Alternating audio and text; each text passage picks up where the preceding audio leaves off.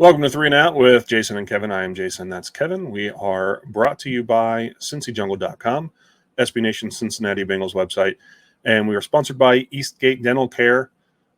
Give them a call. Eastgate Smiles Dental Care. Give them a call. We are on the Orange and Black Insider.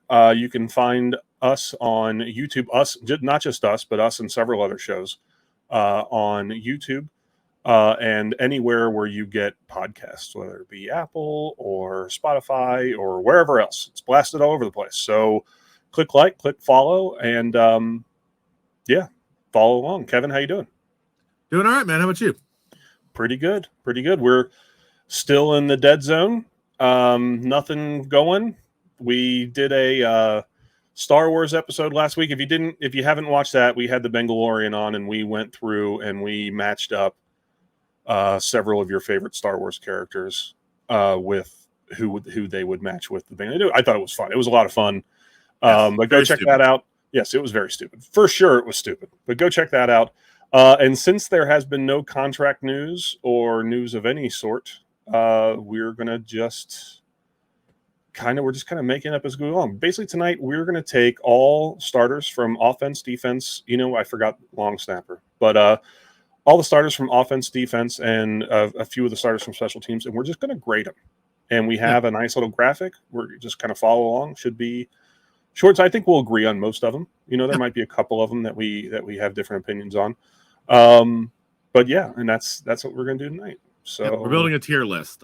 Yes, I guarantee you, there's enough players that if you stick around, we will upset you. Oh yeah, for sure. It'll happen. Really, really mad that we either overvalue or undervalue some player. Yep. And then you can go in the comments and tell us what it is we are. That could be fun. I think there's only so it's going to be letter grade A, B, C, D, F, right? Yep. I think there's maybe only 3 guys that deserve A's, and I don't think anyone deserves an F. Well, let's get into it, man. Yeah, so let's do it. So let me get this ready. And here we go. All right. So what we're looking at again, A, B, C, D, F here. And then we're going to, here's the players down here. So we'll start with Joe Burrow. And I think, Kevin, I there's really nothing to say. It's an A. There's nothing to say. He's an A. Yeah. Yeah. I think that he is top 3. He is the second best quarterback in the league. And there's people who think he's better than Mahomes. I think it's a debate. Yeah. It's Joe Burrow. He's A. He's an A. He should probably sit on his own tier, but that's not really a thing. I know. If there was like an A plus, we're not doing pluses and minuses, but if there was an A plus, he'd probably be the only player on the team that's an A plus. So, sure. All right, and then that brings us to the running back, Joe Mixon. So this one's going to be difficult. It is because if this was after the 2021 season, I'd say he's a B, but it's not after 2021. It's after 2022, where he had 800 some yards. He averaged less than 4 yards a carry for the second time of his career. And he struggled in pass blocking. I know we've talked about it. We've really beat the Mixon horse to death, man. Everyone has, man. It's one of like nothing 3 else to topics that are open for debate at this point. But I'll pull the Band-Aid off. I vote C here. Very average. I hope he does better. I hope he gets up to the B by the even mid-season. You've seen recent interviews with him. He definitely thinks he's going to. Yeah. But he was just an entirely average running back last season, man. No, I totally agree. He was an average running back. And then the pass blocking thing was a big issue. The whole second half of the AFC Championship game, you'd want your best players out there.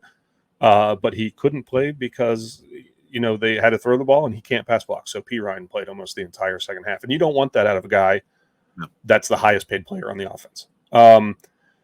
And this is where we're going to probably start our debates, because are we going to grade them based on their performance last year or what their potential is in 2022 or 2023? Because if we're grading on potential, I think he's a B. I do. But if you want to grade based on where they are after 2022, then I do agree that he's a C.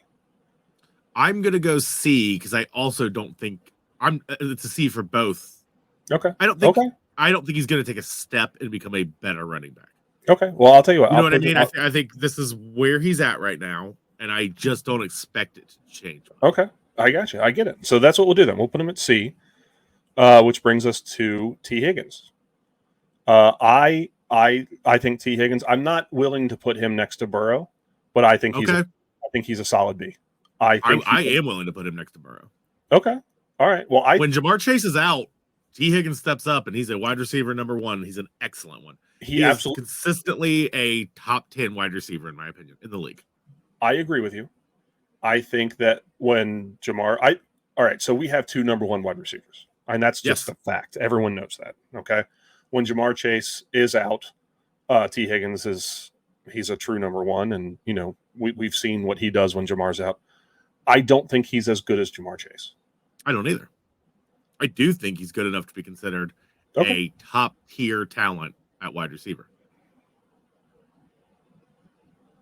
I mean, I don't agree with you. You're not wrong. I don't know if they belong next to each other. This is where I think we could have benefited from having pluses and minuses, but we're not going to do that because we have 20 different tiers. I don't want to do that. And that gets goofy. Right. No, here's my pitch. Okay. You are valuing him next to Jamar Chase, and you're saying, well, he's not as good as Jamar Chase, so he can't be an A. Okay. That is not the question here. The question here is he one of the absolute best wide receivers in the NFL? All the top 10 players, if a player is a top 10 in that position, according to you, I say they're an A player, period.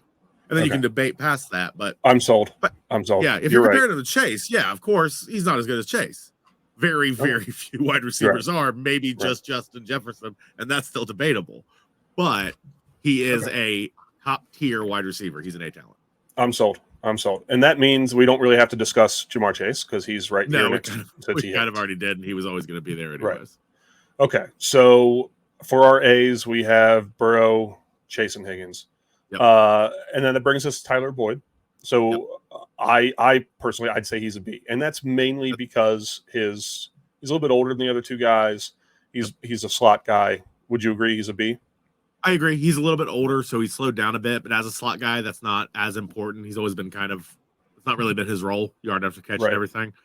Still has those hands. Excellent number 3. Can carry the team a little bit if he needs to. He's the absolute definition of a B-level wide receiver. And that's not a slam on Boyd. I love Boyd. Yeah. Oh, yeah, me too.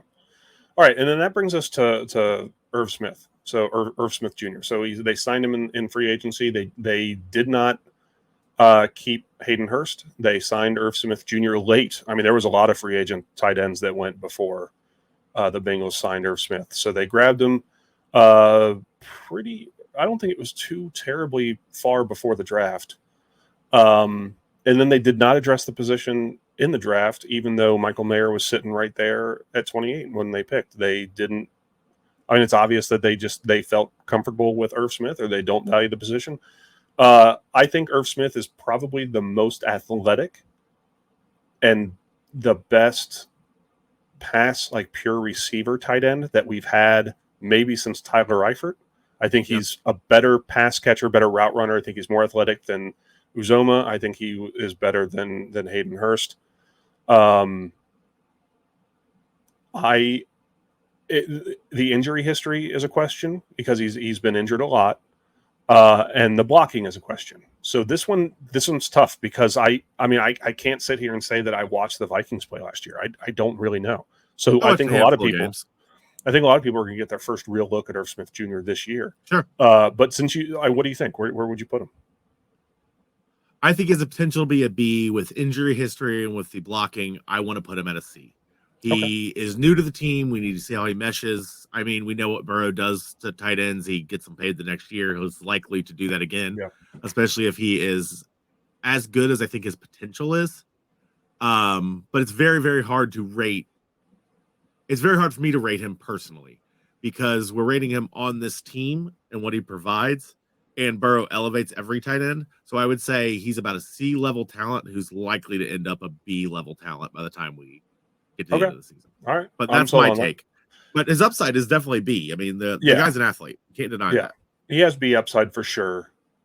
Considering the injury history, I would agree he's a C. And I hope that if we were to do this again, and maybe we should do this again, it'd be interesting. Save this. Screenshot it by the end, and we'll go back and we'll see if we agree. Maybe we could do it like halfway through the season. We can do it halfway through the season and see how things look.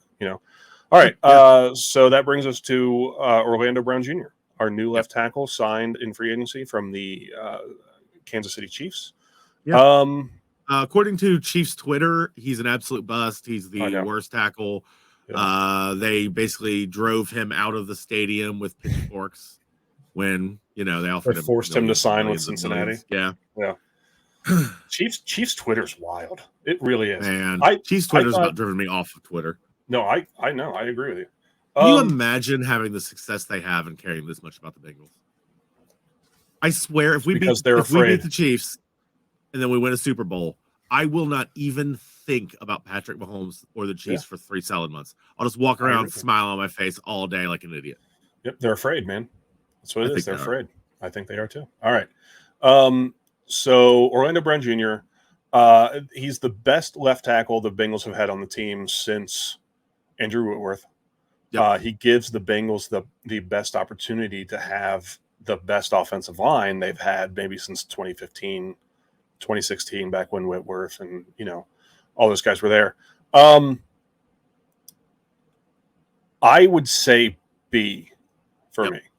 Yep. Okay. He would be a B plus. He is not Andrew Whitworth, who would be an A, a truly rare talent. But he's a very, very good player.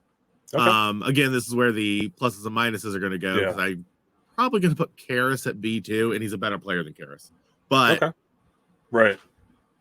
Okay. No, I get you here. All right. And that goes to left guard, Cordell Volson, rookie last year, the only rookie starter on the offensive line last year, started the entire season. He was okay. He was a rookie. He played like a rookie at times. Sometimes he played well. I'm hoping for a big leap into year 2. I know that guys like Orlando Brown and Ted Karras have really sung his praises big time. Yeah. I'm going to guess you're going to say C. I'm close to a D on it. Really? Okay. I'm borderline. Okay. Do you think C? Because I'm borderline. I am not as high. I think, considering where he's drafted, considering he's thrown into it, I'm not mad at his performance. And whenever I say that I don't think Volson played very well last year, people seem to get defensive about it. Mm-hmm. For the situation, he played well. For actually looking at, I don't know, game to game, pressures allowed, et cetera, I'm not impressed with what Volson did. I think another year he might be better. I'm borderline. Where do you have him? This is tough because a lot of this is hypothetical stuff. You know what I mean? Yeah. I mean, it's unfair to hold the fact that he was a rookie against him, but you're right. I mean, of the starting offensive linemen, he struggled. The 3 interior guys, he struggled. You know what I mean? It probably didn't help him that Jonah Williams had a down year and he was playing playing next to Jonah. I think C, personally. I think C, mainly because I'm expecting a jump in year 2. Okay. If your argument is you think he can play better because of just familiar with the system, second year, if you look at him, the guy's in killer shape. He looks huge.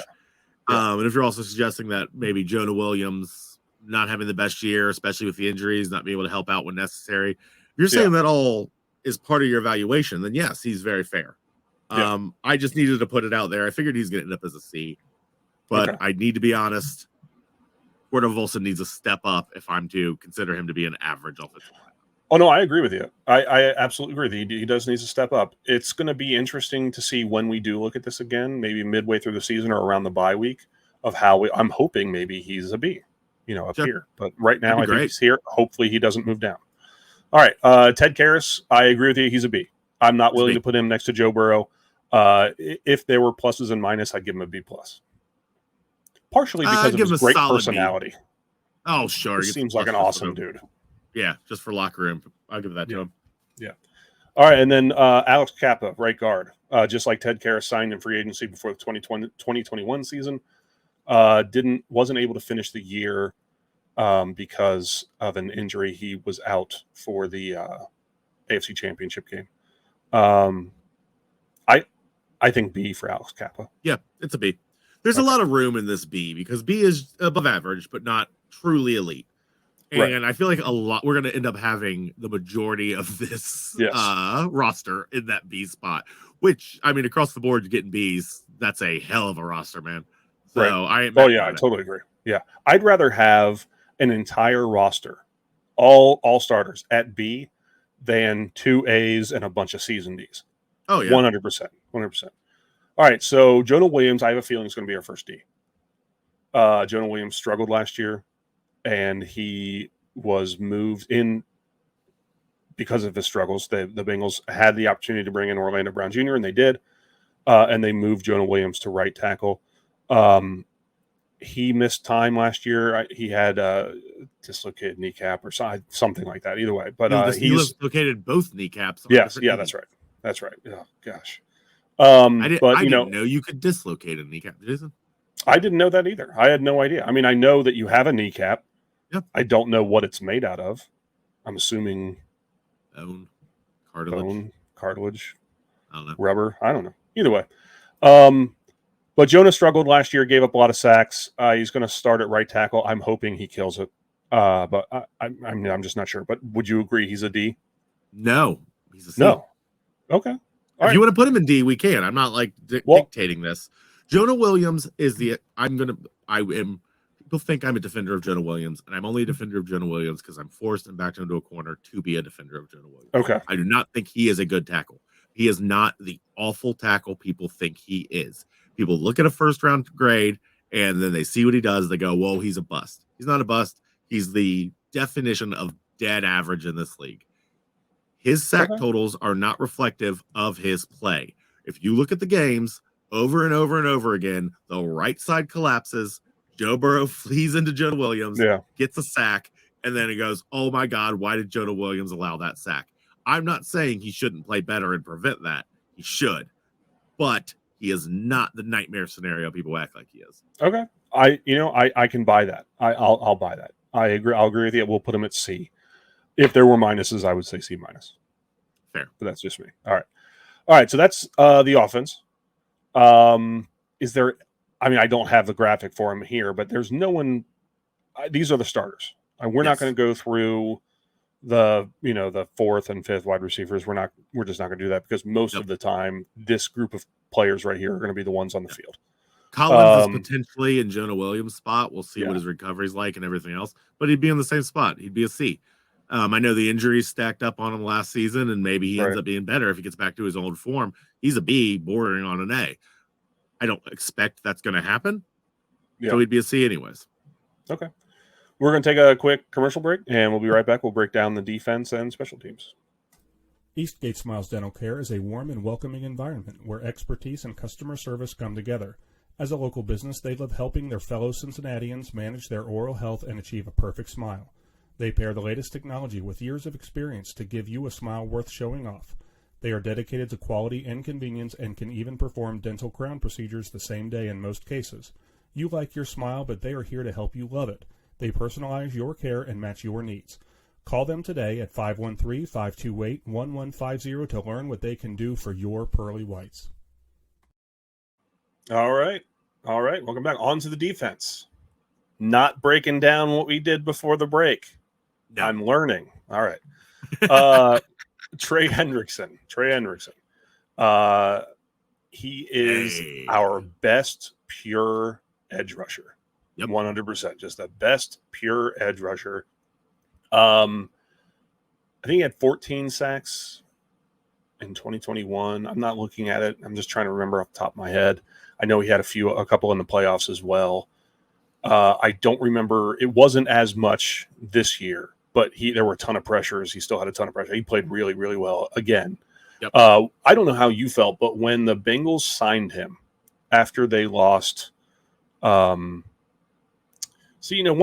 players leave the Bengals, I purge them from my memory. I can't remember who was the defense end that went to the Jets. Lawson. You know what I'm talking about. Do what? Lawson? Yeah, Carl Lawson. After the Bengals lost Carl Lawson, they brought in Trey Hendrickson. And I think that a lot of people had this thing with Trey Hendrickson as well. He's not a creator. He benefits from guys like Cam Jordan, and that could not have been farther from the truth because Trey Hendrickson has been amazing Yes, in a yes. Bengals uniform. He's been great. One of Yes. the better free agent signings that they've had. Where The only are you reason he putting, does not get the respect is because he doesn't have the help in the middle. And so Right. it's always going to limit the amount of protection he has. Sure. That has nothing to do with his play. No, he's been great. So where are Yeah. you putting Trey Hendrickson? He's an A. Okay. All right. I He's an totally A. agree with that. Yeah, I I agree. really do. I believe it. I think he's the best edge rusher on the team. Yep. And that doesn't mean that I think he's the best defensive lineman on the team, because he's not. No, he's best, coming up next. Yeah, but he's the best edge rusher. And then that means the best defensive lineman on the team is you guessed DJ it. Reader. Everybody knows. Yep. And he's an DJ Reader. Absolutely. He is the linchpin that holds the entire defense Yes. together. If and when we lose him, we will have to redefine what this defense is and what it's trying to do. That's how important he is. This defense works differently when DJ Reader's in the game. When he's not in the game, it's just not the same. But when he's in there as the anchor of the middle of that defensive line, he's maybe the best nose tackle in the NFL. I absolutely think that's possible, yes. I'm not going to say that he's the best defensive tackle, because you got Aaron Donald, who might be the best defensive player in the history of the NFL. But DJ Reader might be the best nose tackle, run-stopping nose tackle in the NFL. Yep. All you got to do is go back to 2021, watch the Bengals play against the Titans in the playoffs. Derrick Henry, nothing. I mean, one of the best running backs in the NFL right now. If you a lot of people would say he is the best running back. I mean, he's like a tractor that can run really fast. And DJ Reader shut him down from beginning the game to the end of the game, 100%. But yeah, he's an A. If and when he leaves, because he's entering a contract year. If and when he leaves, and I hope that they figure out a way to extend him another couple years, you're absolutely right. They will have to redefine this entire defense to figure out a way to get it to work without him. Yep. 100%. All right. BJ Hill was traded to the Bengals in exchange for center Billy Price. And this is it's like highway robbery. Big time. BJ Hill has been super productive. Yes. They extended him for a couple years. He and DJ Reader together, they have just like his great personality. I love watching him. I'm going to put BJ Hill as a B. Yep. You agree? Okay. Absolutely. Yes. Okay. Yeah, It's an easy one. There's almost no discussion about it. You know what I mean? He's very good. He's a very good player. He's not DJ Reader. He is very good. Yep. BJ Hill, first of all, I love his celebration, the rocking the baby thing. This whole thing. Yes. Is one of my is probably maybe my favorite celebration. I like it more than the gritty. I love any fat guy celebration, and BJ Hill is a great fat guy Anyone celebration. you can do at home without looking absolutely ridiculous. Yes, I know. I'm never gonna. I'll do this on camera all day long. You ever catch me doing the gritty and you take me to the hospital because something's wrong? Something happened to me. I'm not doing well. Have I tried it? Have you tried? Oh yeah, the privacy of your own home. Yeah. Yes. I've had to do it. I've tried. I could feel how bad. I don't know.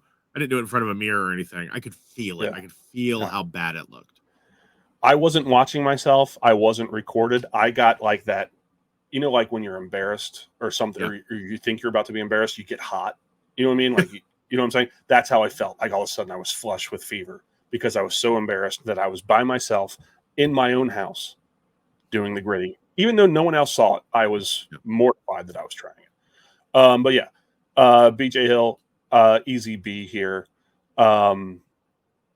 Great player. Love him.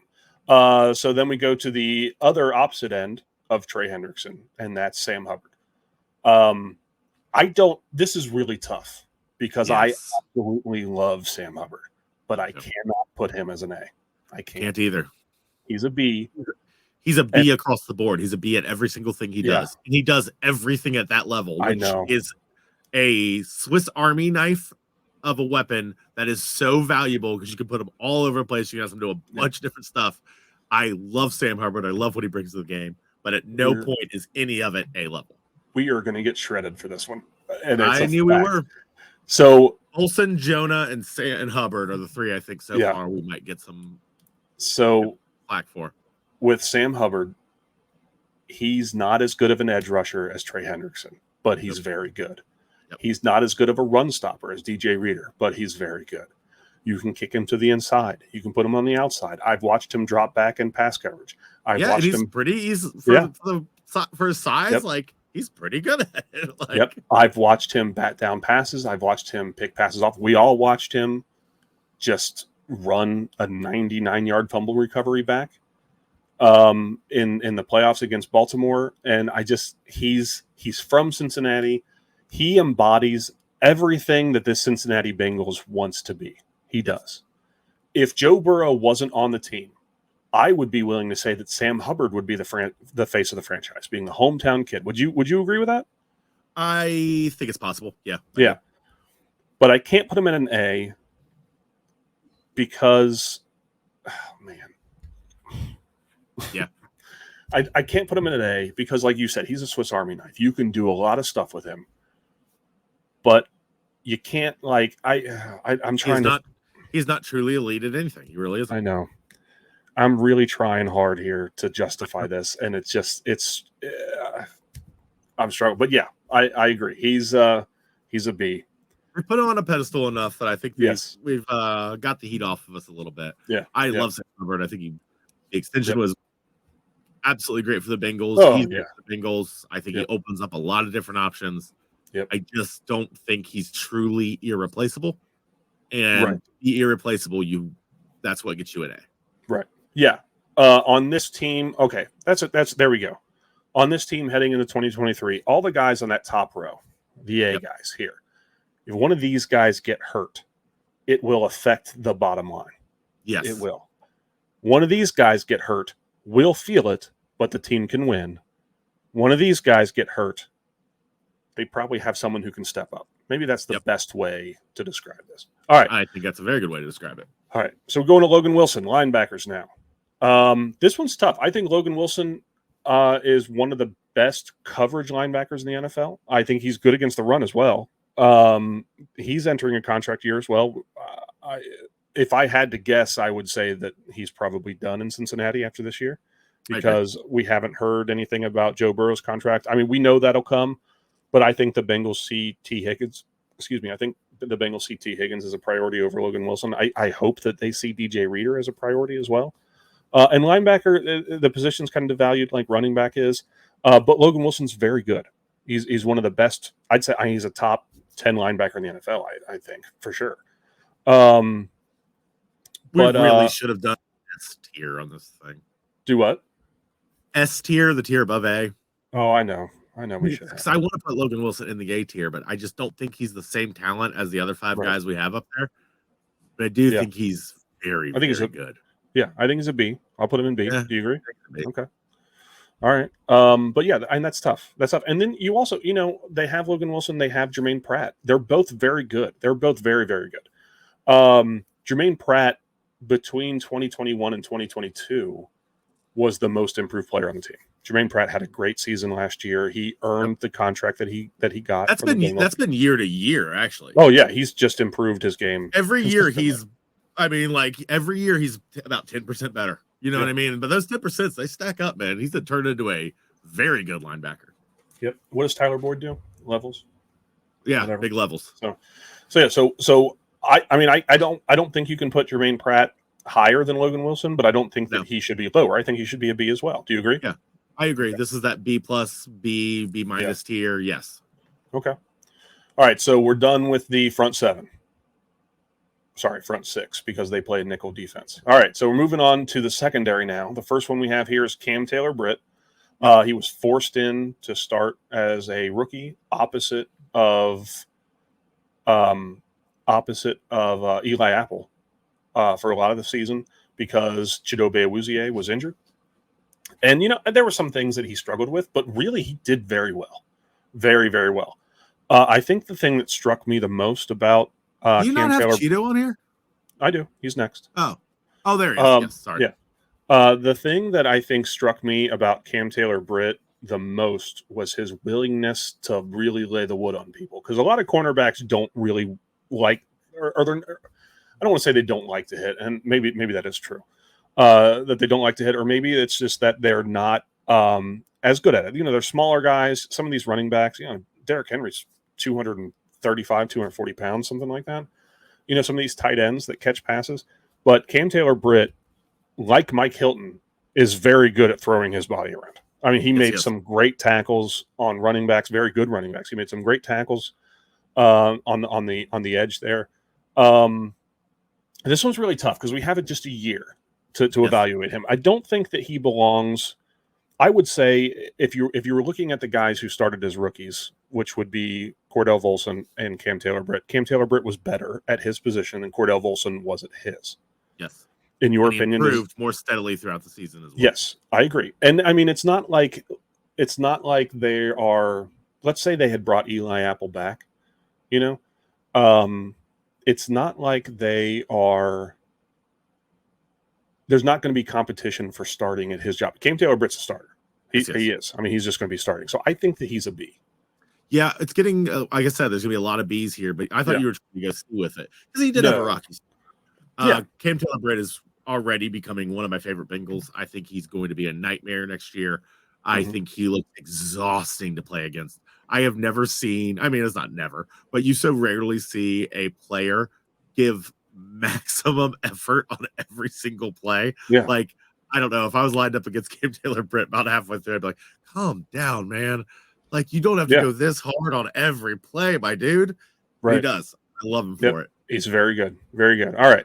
So, Chidobe Awuzie, he had a season-ending knee injury, missed the majority of 2021, and he was signed either before he missed the majority of 2022.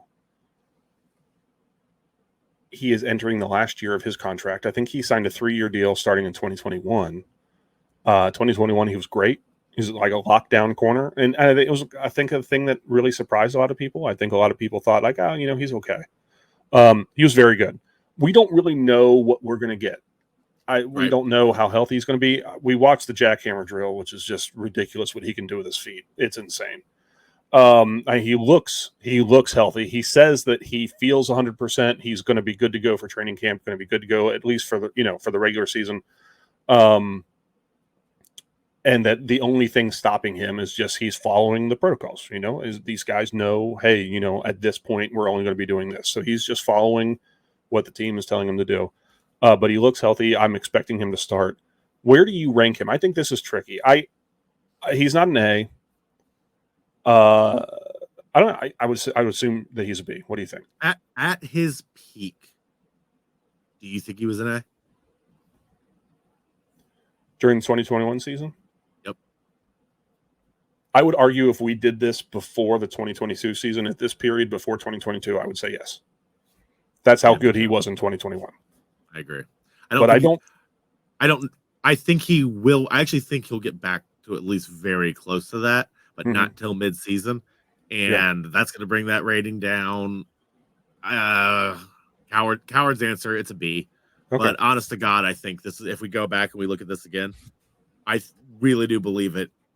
Based on the way he looks, based on everything you're hearing about his recovery, based on just his whole general attitude, I think he's a player by the end of the season. Okay. I hope you're right. I hope. But I think he belongs B here right now. And then Mike Hilton. Mike Hilton is the team slot corner signed out of Pittsburgh. He was a nightmare to deal with at Pittsburgh. He's so good at blitzing off the edge. He's so good in run support. He's decent when it comes to coverage. He's good. He gets burnt sometimes. Of the 3 cornerbacks that will be starting, Chidobe Awuzie, Cam Taylor-Britt, Mike Hilton, he's the worst coverage of those 3. Yes. Worst in coverage of those 3. But he's the best at everything else. Run support, blitzing off the edge. He's very good at this. Yes, I don't know. He's small. He's fairly small. He brought down Derrick Henry more than once by himself. Yep. He knows how to use his body. Very, very good. This is a man who deeply and instinctively understands leverage. Yeah. Oh, yeah. He's very good. And on top of that, he's seems like a great locker room guy. Yes, he does. I could see a case being made for him to be a C or a B. I mean, you kind of. Well, I think we're trying to overthink this because we're looking at our list and we're going, man, we have too many Bs. The board. Too many Bs. Yeah, but you made the case. I mean, he's the best cornerback on the team for multiple roles, depending on what you want him to do in it. He's a B. He's a B all the way. I mean, yep. Okay. All right. We'll do that. We'll do that. I totally agree. I agree with you. Yeah. I put him at B. Dax Hill. Next up, Dax Hill. Where are you putting Dax Hill? I have no idea. He's a C. He's a C. He did not play very well last year. Yeah, and and that's the thing though is he wasn't really in the game on defense very much. No. If you're going to pick a breakout player for this year, I think by default you have to pick Dax Hill because he barely played last year, and this year he's going to get his chance to start at free safety. We'll see what he can do. What we do know about him is he's a freak athlete. He played multiple different positions in the secondary at Michigan, and that Michigan defense was nothing to mess around with. It was one of the best defenses in the country. Dax Hill is a great athlete, which I already said that. I'm just repeating myself now. I don't know what he's going to do. I think so much of the center game is mental, or not center. I'm sorry. So much of the safety game is mental. I think there's a lot of communication. I think that of all the spots, safety, strong safety, free safety, that group is going to be downgraded a lot from losing Bates and Bell. Yep. But I do think I could see if he does really well, and I don't think it's going to happen right away. I think there's going to be some major growing pains here. But if he does really well, I could see by midseason him being a B. I could also see him being a D by midseason too. I could also see, and this is wild, but start of next season, I could see him being an A. He's got the athletic profile. He's got the pedigree in the background to be that. I just didn't see it, man. I agree. All right, so then that brings us to our next new safety, strong safety, Nick Scott, who I think that we're all agreeing is made this list before Jordan Battle. Nick Scott was signed as a free agent out of the Rams. He has 1 full year of starting experience at strong safety. He was okay. He's a great athlete. It's an upgrade over Von Bell when it comes to the athleticism department. Downgrade, obviously, from experience. Yeah. In almost every other category, it's a downgrade. Yeah. So where do you put him? Is it a C or is it a D? It's a C for me. Okay. And that's right here we're showing you could make an argument, not last season, but the season before, Jesse Bates would have been an A. He's a B plus last season. Von Bell is a B. So we went from a borderline A and a B to two C's. This is where the Bengals fell off as far as the season's concerned. Right. And I hope that what they did was enough. I do. And this kind of brings me back to Andrew Whitworth, and I know, just kind of bear with me here. Andrew Whitworth was getting older. His contract was coming up.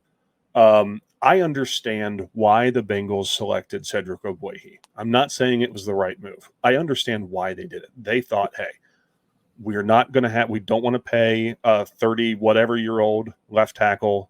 We don't know how many years he's got left. Let's bring up this rookie and see what we have. And it turned up blowing up in their face because Cedric Ogbuehi was terrible. He was very bad. And Andrew Whitworth stayed amazing. Yeah. He was great. He played, I don't know, 4 or 5 more years for the Rams, won a Super Bowl. He's going to be a Hall of Famer. Yep. But that's kind of how I see this. I hope that this is different. They're going to let Bell go, and they're going to bring in Nick Scott. You know what I mean? I hope that this doesn't blow up in their face the way the Ogbuehi replacing Whitworth did. You know what I mean? I don't think it will, but only because the logic's different. They didn't replace. They didn't let Bates go. They let Bates go so they could try to sign T. Higgins. No, I agree. I know. You know what I mean? Yeah. Like they made the downgrade on purpose. Yeah. Oh no, they did. Yeah. They pinched pennies where they knew they could to save money for something bigger. And if you said, "Hey, what was more important, T. Higgins? Is T. Higgins more important than Von Bell?" Yes. Is he more important than Jesse Bates? Yes, he is. And I'm hoping that maybe we see that, they've planted that seed. Maybe hopefully we can harvest it and keep T. Higgins with Jamar Chase and Joe Burrow and DJ Reader, the whole gang. If we can keep this all together, all these guys together, thing, every one of them, we will win a Super Bowl. That's not realistic. It won't happen. Some of these guys because we kept them together for this season, and we're going to win a Super Bowl. Well, yeah, right. But I'm just saying, for multiple seasons, there's going to be multiple guys on this picture right here that are no longer here after this season, which is whatever. All right, on to special teams. on the special teams. Let's start with a rookie, Brad Robbins. A lot of people don't think punter is important. Punter is extremely important. Super, super duper important. It's the one position when the offense can't get it done, you can flip the whole script. You can, flip field position, everything. It's a big, big deal. A good punter is a big deal. Kevin Huber was let go at some point last season, midway through the season, whatever, and he was replaced by Drew Chrisman. And for a little while, Drew Chrisman did better, and then he started to tail off. And I mean, his last punt of the AFC Championship game was so bad it set up the Chiefs for a game-winning field goal. But we're on Brad Robbins. The only reason we're talking about Drew Chrisman is because we don't know anything outside of what we know from college, which is Brad Robbins is a hang time expert, which is what we need. I don't even know where to put him, to be honest with you. I don't know if you want to put him at C or a D until he proves himself or what, but he's just, I don't know. What do you think? Maybe we should start with Drew Chrisman first and then go on Robbins from there. I had to mute it because I had to sneeze. Sorry. I think he's a B, if I'm being honest. Brad Robbins? Yeah, but I don't want to put him as that because I think he needs to prove it. I think he's going to end up being a very, very good punter. I think he starts as a C.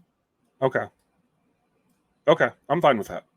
I'm fine with putting him at C. I would not have been okay with putting him at B.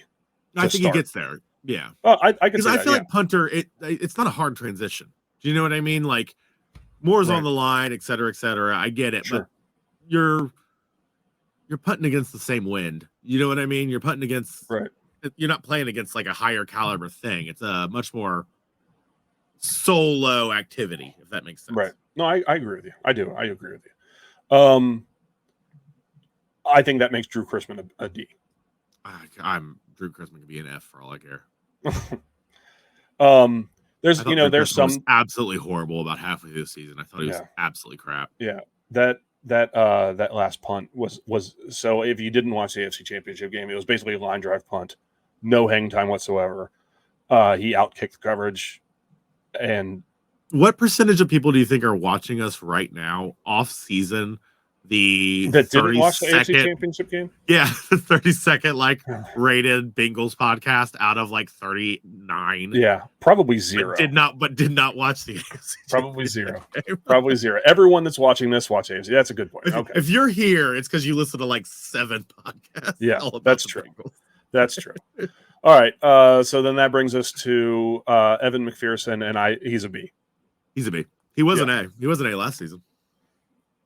Not last season, the season before. In 2021, yeah. Yep. He missed a few, including a couple extra points. But you know what? I mean, it happens. I think he makes it back to A after this. Okay. And then we have this extra thing of Jamar Chase, and there's really I don't know. Said you couldn't. Oh gosh. Oh no. Why is it? For the audio listeners, he's accidentally dropped our second Jamar Chase that he can't get rid of. As an F. So I just put him up at A. So that looks like it's just audio poison, just screaming into the mic. Yeah, I'm sorry. People with headphones in. That's bad. They're all upset right now. Right. All right. So what we have, just to recap for the audio listeners, is the A players are Burrow, Higgins, Chase, Hendrickson, Reeder. The B players are Boyd, Orlando Brown Jr., Ted Karras, Alex Cappa, BJ Hill, Sam Hubbard, Logan Wilson, Jermaine Pratt, Cam Taylor-Britt, Chidobe Awuzie, Mike Hilton, Evan McPherson. C players, Joe Mixon, Irv Smith Jr., Cordell Volson, Jonah Williams, Dax Hill, Nick Scott, Brad Robbins, and then the lone D player, Drew Chrisman, with no Fs, which I don't think should be a surprise for anybody. It shouldn't be a surprise at all. Not for a Super Bowl caliber team, no. No. If you look at all the other Super Bowl caliber teams, they're probably built very similarly. A handful of A players, mostly B players, a few C players, and one or two D players. A lot of these tiers have S tiers, which is the one above A. Yeah, that's where Joe Burrow belongs. S tier is Joe Burrow, Jamar Chase, and DJ Reeder, right? Yep. Oh yeah. If we were to have that, those would be the three you bump. Yeah. Okay. If you had to separate a few players from the rest of everyone else, those would be the three. Is the S tier would be Joe Burrow, Jamar Chase, DJ Reader for sure. Yep. Those are the three. Absolutely irreplaceable. Yeah, they are irreplaceable. I don't want to say. I mean, Joe Burrow is the most important player on the team because the position that you play factors into that. You know what I mean? But you can't say DJ Readers is as important as Joe Burrow. Without Joe Burrow, they go whatever, 4 and maybe 6 wins, 8 wins, something like that. All right, but yeah, so that's where we're at. I mean, I think most people would agree in general with a lot of those. Sure. Might be a couple A's that move down, B's that move up, C's that move up, whatever. But I think that the general curve of a few A's, lots of B's, few C's, and 1 D, I think that's how everyone's would look for the Bengals. I agree. I think so. Yeah. A lot of people would have Jonah Williams as an F. Probably. Yeah. They're incorrect. But again, I hate that I've been put into a position of having to defend Jonah Williams, who I don't think is very good. Yeah. It's just not awful, man. If you got a problem, Kevin will be down at Fountain Square ready to fight. Yeah. Right? That's unrelated to this podcast. I just get blackout drunk on Monday nights and I go to Fountain Square and I try to fight people. I have deep anger issues. Yeah. Yeah, you absolutely do. Absolutely. Huge anger problems. All right. There's really just nothing to talk about. And I'm really hoping at this point next week we'll have some contract news, but I'm not holding my breath. Next week, I want to do all the rookies that we think are going to end up getting starting or at least semi-starting roles. I want to do our projections for where they'll be. Same deal, tier system. Sure, absolutely. For where we think they're going to be at the end of the season, and I want to see if we can put our money where our mouth is on it. Okay. All right, and we'll save that one. Yeah, I think that the tier thing, I love it. We'll do another one, and we will bring we'll kind of revisit that halfway through the season, maybe after the season. Sure. That's going to pretty much do it for us today. Yep. Now, something new that you're going to notice is there's going to be boxes either here, or maybe there somewhere. Click on one of those boxes. It's going to take you to our YouTube channel. It's going to take you to our playlist. Like I said, on Orange and Black Insider, there's a ton of great content. It's not just us. There's the Orange and Black Insider, the live show that Anthony Cosenza does with John Sheeran. There's Coach Matt Minish does Chalk Talk. There's a lot of great stuff. I'm not even going to be able to list it all. There's a great channel, great channel. There's been a lot of guests, great guests. Orlando Brown Jr. A lot of guys. I don't know why I stopped after him, but there's been a lot of guys. And again, we are brought to you by CincyJungle.com, SB Nation Cincinnati Bengals site. Go check that out. A lot of great articles on there. And we are sponsored by Eastgate Smiles Dental Care. Give them a call to see what they can do for your pearly whites. Kevin, do you have anything else to add? That's it. That is it. Who day? Oh, get into the Reds. Just start. Try for me. I've tried. I don't like baseball. I'm happy for you though. I'm not like a hater. Like I know. A lot of people I'm friends with and respect. They're all very excited, and I'm honestly very jealous. Like, if the Reds keep playing like this, then you get to go from Bengals to Reds, and like I know you get to just ride this roller coaster. It sounds like a lot of fun. I just truly do not like baseball, man. I get it. Really boring. It is boring. It's if they hadn't won 12 games in a row, if they weren't in first place, I'd be sitting here right with you. But that's not the case. I'm a bandwagon fan, and I'm proud of it, 100%. Maybe get into FC Cincinnati. Maybe you can do that. They're in first place too. If I'm doing anything, I'm doing hockey. Okay, there you go. Well, I think the preseason for the Cyclones starts. They finished their Central Conference of the ECHL. They were in first place of that last year. I know. A lot of first place teams in Cincinnati.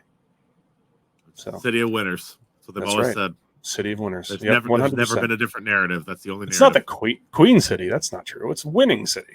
Winner city. Yeah. All right. Well, thank you for watching. Again, hit wherever they are, somewhere around here. Click on those, and we'll be back next. And we'll be back next week. You're going to be on vacation, right? You're going to be joining us remote, correct? Yes, I'm very dedicated. I'm a very serious podcaster. Yeah. Yes. And I'm going to be doing this from the beach while people are stuck in the heat working. Yeah. So I'll have this Cincinnati, behind me, which is not nearly as good as Gulf Shores. Sorry. Are you actually going to be with the ocean behind you? Because I want you to try to do that. That would be cool. I can try to set it up. All right, cool. All right, have a good week. Thanks for watching and listening, and we'll catch you next week. Who day? Who day?